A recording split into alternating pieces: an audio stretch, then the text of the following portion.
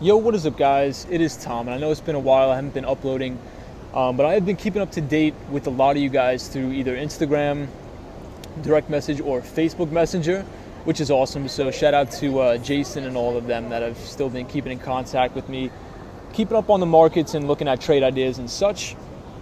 But I just wanted to make this video because I'm going to try, I'm not going to make any false promises, but I'm going to try to upload more on a regular basis now. But I really wanted to kind of get this point across that markets move in cycles, and you guys have to kind of understand that, because a lot of you have been sending me either trade ideas, sending me coins to review, either from the Facebook group or if you're messaging me to see in some of my videos. And even though specific protocols or coins or projects or whatever may seem fundamentally good, you have to understand when is the right time to either purchase these, crypto assets and the like, right? Because if something, say like a protocol like ICX, Icon, or OneChain, right? So they're fundamentally good, but they've pretty much corrected 70, 80, 90% in value. The reason for that, what I believe, and if you want to watch a good video, good interview with Mike Novogratz, he kind of goes into explaining how the retail bubble, so to speak, in cryptocurrencies has popped, right? And I've been talking to a lot of people, and they're like, cryptocurrencies aren't a bubble. I thought you were into crypto. I thought, you were a bull on this stuff. Yeah, I'm bullish, but you guys have to understand, these things roll in cycles, and a lot of this stuff didn't have viable use case, or it wasn't being used in a way where it's providing a value add to society, right? So you had coins or projects that had no fundamental use case with billion-dollar valuations, right? So you have companies that provide net positive cash flow that have billion-dollar valuations, but you had also cryptocurrency coins that had billion-dollar valuations when it's just like two guys coding in a room, right? So not to say that that's all junk, but 90% of altcoins are junk. But you just have to understand that when you have a technology that can fundamentally change the way the world works, things are going to get ahead of themselves, valuations are going to get ahead of themselves, and things have to settle down to fair value, right? So the market will always find fair value. I do agree that Wall Street is trying to kind of shake players out of the market as well, because they want people to be forced back into the equities market, into stocks. But that's a whole other argument for a whole other video. I'm actually at Lower Manhattan now on Wall Street. I was doing some research down here with a friend, and I thought I'd make this update video for you guys to kind of tell you what I'm doing. So to answer all of your questions, or to kind of just make it like a collaboration, I'm going to set a link in the description to a couple of videos that have helped me a lot. And it'll show you how to identify market trends, understand how markets work, how markets trend in cycle, who moves the markets, and why the markets move in the first place, right? And what I've found is the best sort of viable strategy is something called Wyckoff Method, and it'll give you in-depth analysis on how these markets work and why they work and who moves them, right? So you have all of these big hedge funds, all these big institutions here on Wall Street, whether they're pension funds or whatever. Those are the players that move the markets. But you guys have to understand, these markets move in cycles. And what Mike Novogratz was saying, kind of piggybacking off that, you had a retail push of tons of retail money influxing into the cryptocurrency market. Wall Street, I would say, kind of missed out on that big bull run, right? So I think you had all of these big players pumping it on CNBC, telling people to buy Ripple at $3, and then, showing them how to sell it at 70 cents. So what does that tell you, right? That tells you that markets move in cycles, and the people who move them are these powerful investment banks, institutions, hedge funds, trading firms, and the like.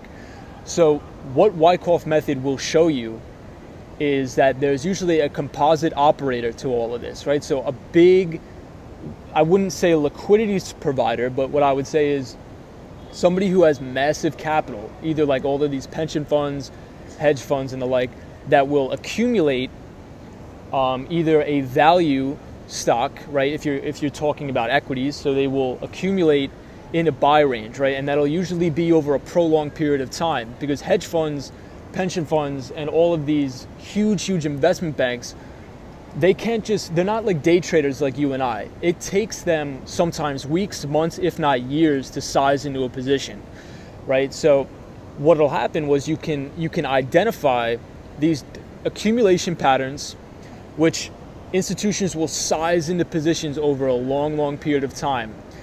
Then retail starts to catch in, which will send the price to the moon, and then you'll have a sort of a distribution pattern at the top where the big institutions on Wall Street will sell out to weaker hands, which are usually the retail investors.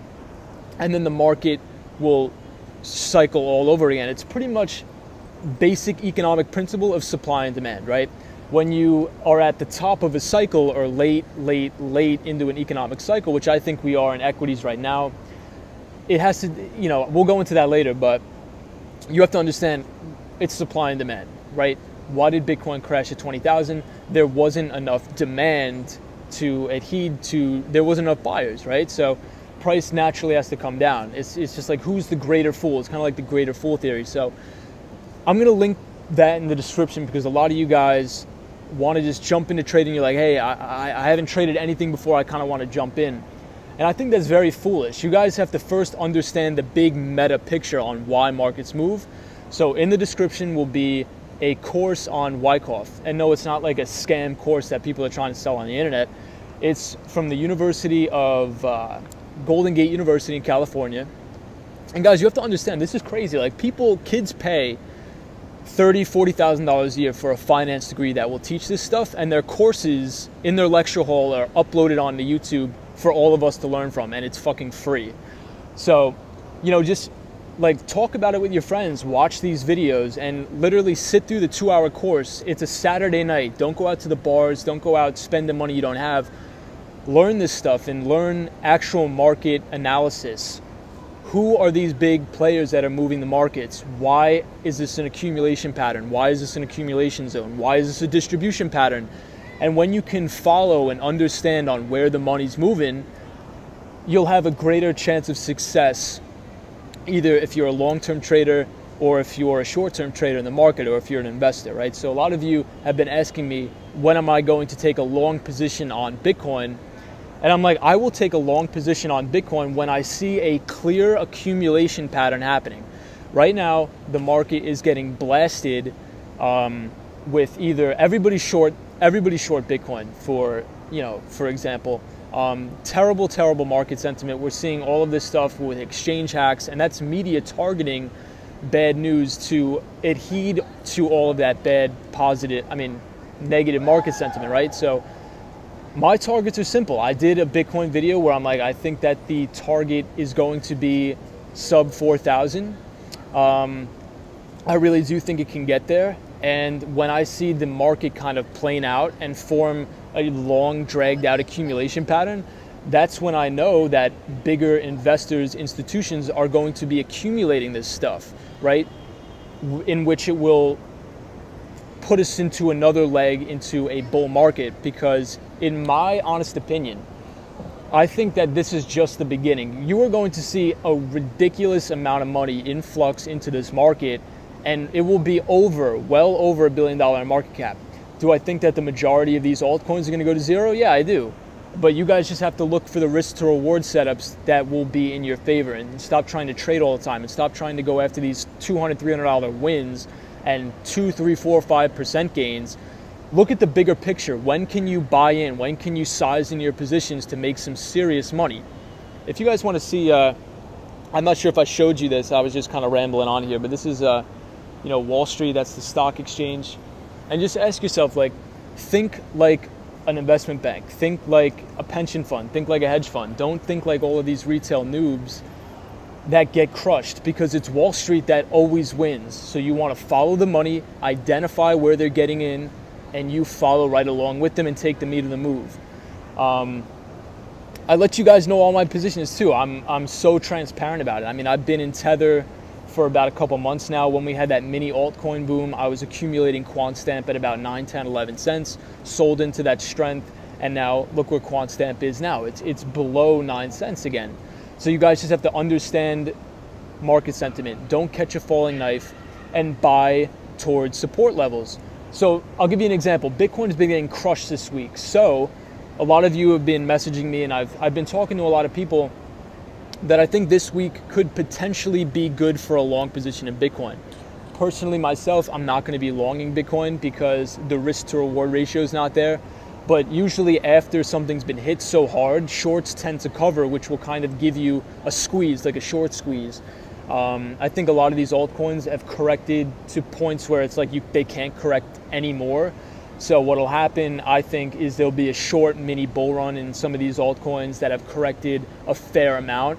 And they could be setting up for some good long positions. I'm not taking any positions as of now because what I've realized is that Bitcoin and Litecoin are overall market trend setters. I don't think that we're going to see Bitcoin have a significant bull run anytime soon. Maybe at the end of the fall or early fall when the summer's over, when everything's fully corrected, and when no one's talking about Bitcoin. Pay attention to Twitter as well. I know this video is just kind of all over the place, but this is just kind of me getting back into things, just kind of going off the rip. But look at overall market sentiment. When you see retail investors like, oh, I knew this was a scam. I knew I was buying into a Ponzi scheme. Oh, cryptocurrencies was a bubble. I should have listened. That's when you need to start being like, okay, let me get my cash reserves ready. Let me go out into the marketplace and accumulate cash, accumulate capital, so I can then put it back into the market when nobody else wants in. Because that is when these big institutions, these big hedge funds and these big pension funds are going to slowly accumulate into the market. And one of the reasons why I think that they're going to get in is because we are seeing so much positive movement and so much positive notion in the fact that the SEC is positive and bullish on cryptocurrencies. The reason why we know this is because of that huge ruling that Ethereum is not a security, Bitcoin is not a security. So that leads me to believe that they want to work with cryptocurrency. I think that the creation of ETFs, exchange traded funds in the space, is going to provide for an easier onboarding of liquidity into the market. The reason why I say this is because I find it very hard to believe that a pension fund, a hedge fund, or a solidified institution is going to be buying random coins, accumulating coins and putting them into like a Trezor wallet, right? They want an easy onboarding source of liquidity so they can have something that's within regulation, well monitored, safe, and secure, so they don't have to be worried about these exchange hacks and all that. And that's why I think the Coinbase ETF, that if you look at it fundamentally, is geared, so to speak, towards accredited investors. I know that they don't say that, but I mean, I think the minimum investment amount with the Coinbase ETF is $250,000 to $20 million. So what does that tell you? That is geared towards accredited investors, and that is usually people who make over $250,000 a year and up, or have a net worth of over $1 million, right? So with all of these ETFs, I think it'll be a good onboarding for more liquidity, real liquidity, not retail liquidity, to find its way into the market. But that's really all I have to say, guys. Study the Wyckoff Method, understand why markets move, why they move, how they move, who moves them, and that's really about it. I'll be doing some more technical analysis on the markets, and I just kind of want to make this channel about not me really preaching to you guys, but meeting people in the space that are interested in cryptocurrencies and trading equities. I'm an equity derivatives trader myself. Just kind of bouncing off ideas off of each other, and kind of making this a channel where it's not just my channel, it belongs to all of you as well. So, but just an update from what I've been doing, working with that fintech hedge fund. It's called the London Fintech Fund. My job is to pretty much think of ideas that we can then put out articles to attract either investors to the fund. We've raised, I think, about $9.5 million. Our soft cap is at $10 million, and then we will launch. I don't have any involvement in raising any money or trading right now. The only thing that I do is write articles, submit them to my fund manager, Naeem, which sends them to Forbes, and they are published in Forbes. And it's been good responses. I mean, a lot of my articles have been getting, 100,000, 200,000 views. So, I mean, it's crazy, dude. The people you'll meet just by posting some freaking videos on YouTube, or just going to different conferences and showing your interest in the market.